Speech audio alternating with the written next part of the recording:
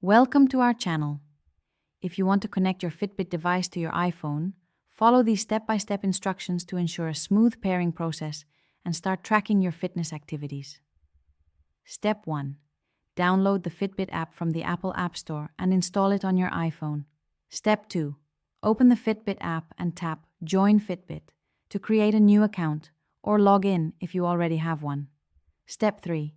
Tap the profile icon in the top left corner and select Set up a device. Step 4. Choose your Fitbit device from the list of available models displayed on the screen.